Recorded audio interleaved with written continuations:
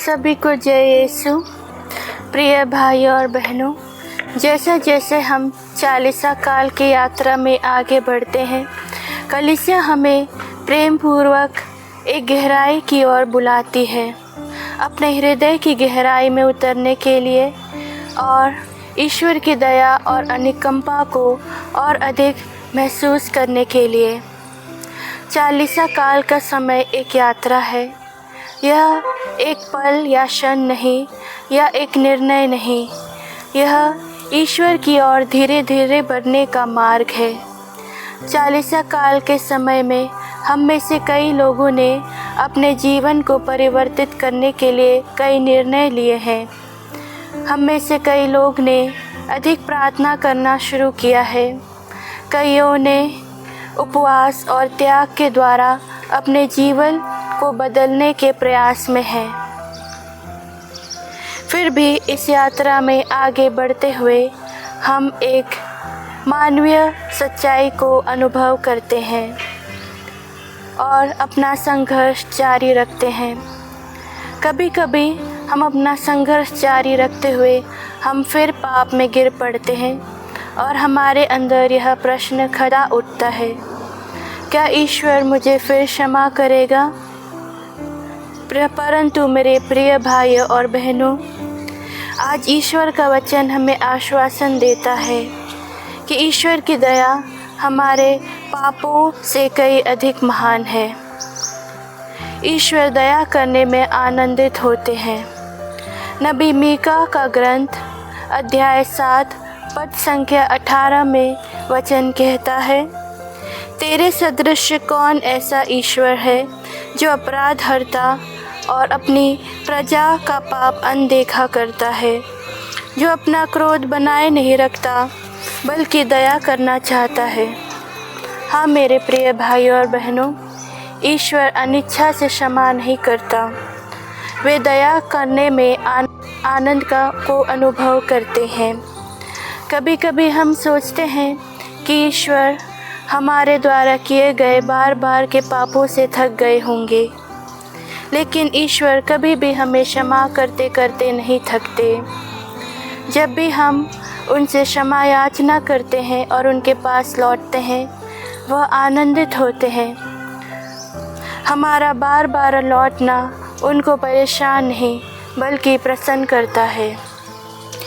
चालीसा काल हमें अपनी आत्मिक आवश्यकताओं को पहचानना सिखाता है। चालीसा काल की सबसे बड़ी कृपा है आत्म पहचान।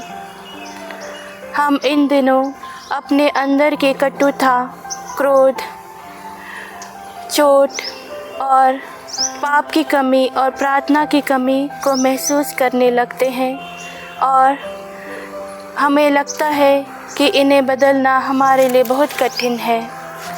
परंतु चालीसा काल का समय निराश होने का समय नहीं, बल्कि पश्चाताप करके ईश्वर के और करीब आने का समय है। स्तोत्र ग्रंथ 51 पद संख्या 17 में वचन हमें याद दिलाता है कि ईश्वर पश्चातापी दीनहीन हृदय का तिरस्कार नहीं करता। हाँ मेरे प्रिय भाई और बहनों, ईश्वर सिद्ध व्यक्ति का नहीं बल्कि सच्चे और विनम्र व्यक्ति को खोजता है। नम्र हृदय दया और अनुकंपा के द्वार को खोल देती है। संत लूकस का सुसमाचार अध्याय 5 पद संख्या 32 में यीशु स्वयं हमसे कहते हैं, मैं धर्मियों को नहीं पापियों को पश्चाताप के लिए बुलाने आया हूँ। इसका अर्थ यह है, हमारी कमज़ोरी हमें ईश्वर से दूर नहीं करती, बल्कि सच्चे पश्चाताप द्वारा हमें ईश्वर के और करीब ले आती है। जब सेंट पेट्रुस ने यीशु को 3 बार इनकार किया, फिर भी ईश्वर की दया और अनुकंपा ने संत पेट्रुस को फिर स्थापित किया। उड़ाऊ पुत्र मौज मस्ती का जीवन बिताकर और सब कुछ खोकर लज्जा के साथ अपने पिता के घर लौटा।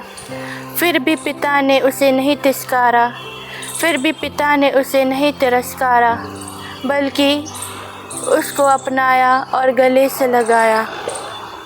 क्योंकि ईश्वर हमें अपनी आवश्यकताओं से नहीं बल्कि अपनी दया से पहचानते हैं।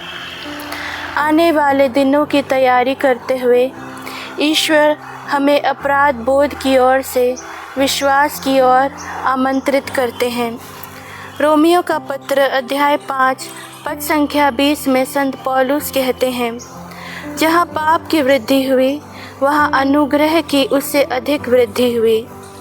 शायद अब तक हमने बस अपनी कमज़ोरियों, अपनी खामियों को देखा हो, लेकिन चालीसा काल निराश होने का समय नहीं बल्कि फिर उठने का समय, फिर से चलने का समय और विश्वास करने का समय है। हर सच्ची वापसी हमें परिवर्तन की ओर निकट ले आती है।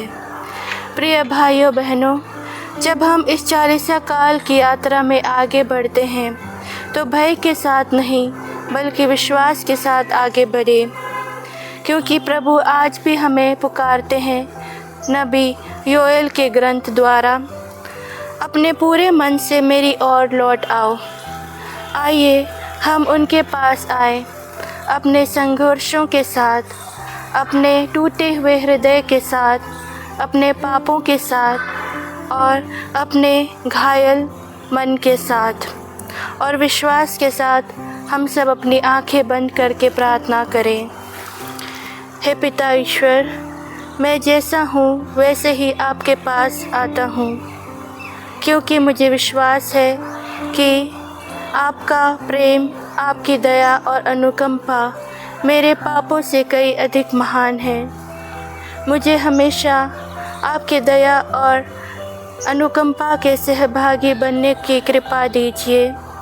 मुझे सच्चा हृदय दीजिए कि मैं अपने पापों के प्रति हमेशा प्रायश्चित रहूं और सच्चा पश्चाताप करके आपके और करीब आ सकूं। आमीन।